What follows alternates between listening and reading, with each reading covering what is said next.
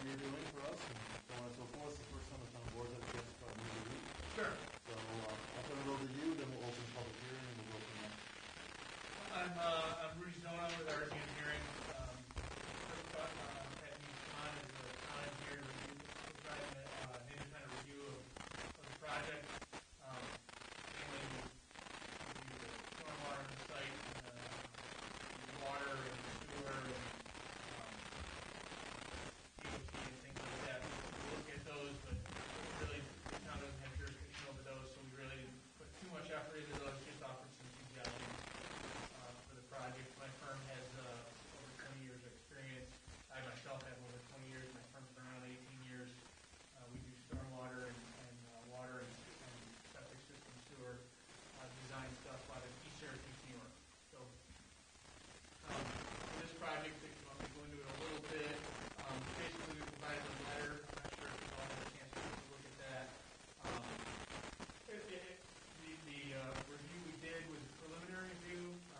The applicant and their consultant, and then some preliminary drawings. And then at the planning board meeting last week, they provided me with an informal list, kind of addressing some of the comments that I had in my letter, explaining that they were either going to provide them or giving me a little more detail to clarify some of the information that wasn't on the plans, but would be or is, or will be provided. So at this point, I don't have much else other than what I've said here. This is the main point, I think, is that it is a TBD. So you're going to have to design the whole shoot mesh for the whole thing for stormwater and get your permit. And they've modified some of the language and information that was provided in the narrative and the plans, like some of the disturbance limits and things like that. So when they give me an updated set of drawings, I'll have a little more detailed information to provide you. But I don't see where any of it can't be mitigated with the right engineering or other consultants that they have. So it'll be interesting to see what they bring forward within that submission. I didn't see really any areas where they wouldn't be able to, where there's such a site constraint where they wouldn't be able to meet it. The only other thing was the water, and I know we've had this discussion over there, and while it's not our purview to approve the water, I think the health department DEC do that, but on this side of the lake, the water is limited, so they may want to look at some storage more than what they have there to make sure that their patrons are accommodated. And I think we talked about that last week, and so I think that they're looking into that. And again, I don't think the town has jurisdiction on that, but it's probably a good idea to take a look at. The only other thing you really would want to address is traffic, and I think there's ways to justify it. Rob and I have done projects on the other side of the lake where it's pretty easy to prove that the roads up and down these sides of the lake aren't fully used, to their capacity. Most of them are less than 50%. So I wouldn't imagine that. I mean, you're going to get some traffic here, but I wouldn't imagine it's going to exceed the road capacity. If you guys wanted to have some kind of traffic study or something, I can provide some specs for that. But at this point, I don't think it's up to the board. At this point, does the board have any questions for you before we open the public hearing? Okay. I'll have a motion to open the public hearing. So moved. All in favor? Aye. Okay. I'm going to pass that one down. We do have 3 letters that I think I want to read one in, I'll read one in, and if you want to read one in. Okay. We'll get to that now, and then we'll open, anyone can, from the public is here, you can make a comment, and then I'll see if I get a phone call, and then you will see if that's related to this or not. John, you want to start off? Sure. So this is a letter from Mike and Cheryl, spelled Cheryyle, Daniels. Dear Stafford Town Board, we are writing this letter of support for the Happy Pastures Campground being built by Eric and Kim Brayman. We are very excited to finally have a campground located on Skaneateles Lake, one of the most beautiful of the Finger Lakes. As winter snowbirds, we have traveled and camped at numerous campgrounds, both state and private, up and down the East Coast, meeting many people from other states along the way. Many of these people have become good friends, and after telling them how beautiful this region is, they inevitably ask where they can stay near us to come to the Finger Lakes. region. Unfortunately, the closest campground, if they can get in, is at least 20 miles away. Thus, having a campground just up the road would be wonderful, not to mention beneficial to the Bordino area. We have seen the plans and helped Eric and Kim in any way we can to make their dream a reality. This campground has many positives working for it. The fact that the campground is located off of Route 41, a trucking route, makes it the perfect location. Many of today's RVs are large enough, ours included, that those are the routes necessary to travel on. The fact that the campground would be located in the country is another asset, since there are not a lot of city lights, only natural ones. The fact that you can not only watch the sun rise over one lake, but also watch the sunset over another. What a beautiful opportunity for these campers, a natural asset that only this local campground could offer.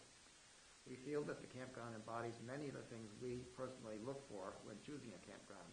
The amount of space that families would have for games and hiking is great, as is the emphasis that the Bregmans wish to place on agricultural education and awareness. Many of today's RVers are young, urban families looking for an escape from the city suburbs. Children and parents both would benefit from the education and awareness they'd receive at the Happy Pastures Campground, a perfect way to let children know where their milk really comes from. In addition to all the above, other small businesses in our area would benefit from the campers. Many New York and Northern PA campers are not aware of all there is to do and see in the Bordino and surrounding areas. In closing, we fully support Eric and Kim Bregman's Happy Pastures Campground. We feel it would be a perfect addition to the town of Spafford as well as the surrounding area. Sincerely. Thank you, John. I have a letter from Terry Wise. I would like to comment and reassure the town board of our confidence in the plan to open the campground on the farmland across from Route 41, across from our home. Kim and Eric Bregman have planned this campground to protect the environment and provide a different type of camping experience. This will include farming education, and there was a discussion of including other types of instruction that is not done at state campgrounds, such as farm animal care, etc. Discussions have also included other types of camping instruction from seasoned campers in the area.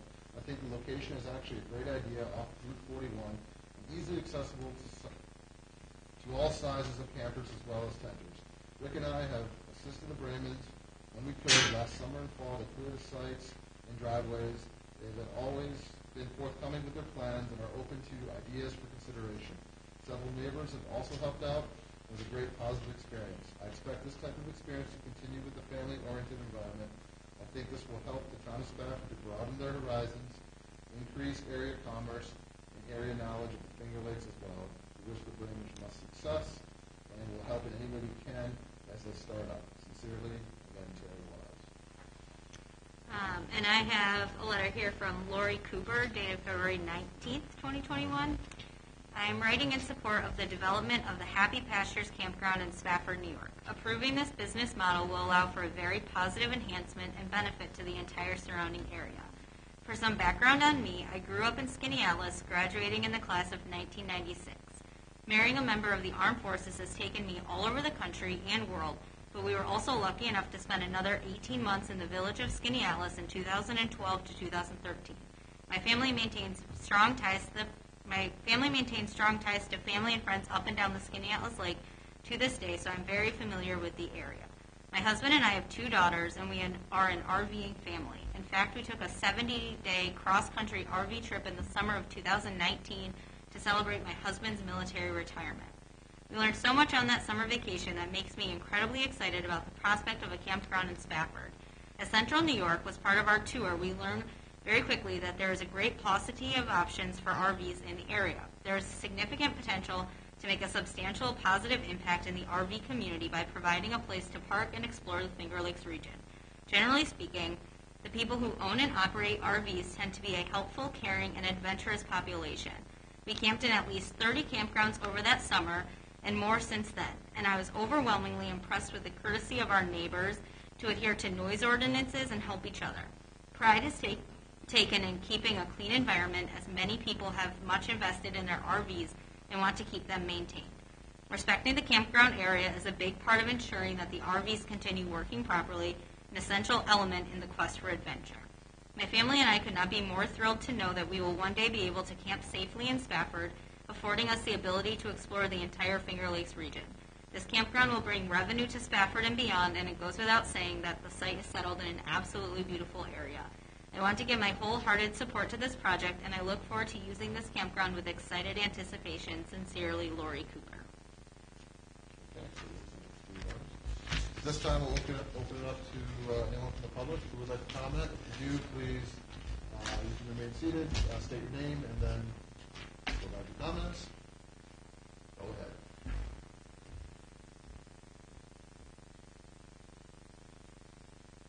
Anybody else? So one of the things that we're going to do is we're going to leave this public hearing open as we go forward and as we receive more information. So there will be additional time for people to make some comments and if they want to be heard and/or other letters to be sent in to us. Jim, is there anything else to add on that? No, there's two motions that I'd like to make, have the board make with respect to this project. Okay. One motion is to refer the project to county planning, and the other motion is to establish an escrow account for legal and engineering fees. Okay. I'll make a motion to refer this project to county planning. Second. All in favor? Aye. And I have a motion to establish an escrow account for engineering and legal fees to review this project. I would recommend a $10,000 escrow for engineering and $5,000 escrow for legal.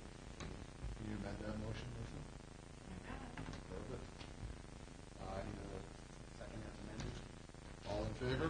Aye.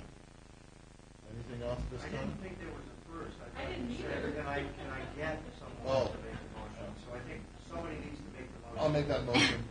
And John still seconds the motion. Amended. Bob, anything from you this evening? No, I think we have received the comments. We have Colleen, our engineer. She's pretty much got things put together. You have, Not yet, Monday morning probably. so Monday we'll be getting it to Ruby so we can make Okay. comments on the civil engineering and all that.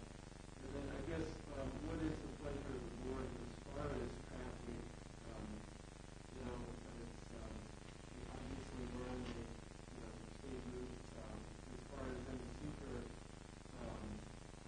line lines, we're well under the thresholds that would require a traffic study. And I guess the question is, is that something that's necessary, or do we just feel comfortable that any traffic generated by this facility would be easily accomplished? We'll be requesting a curb cut, right, from the state?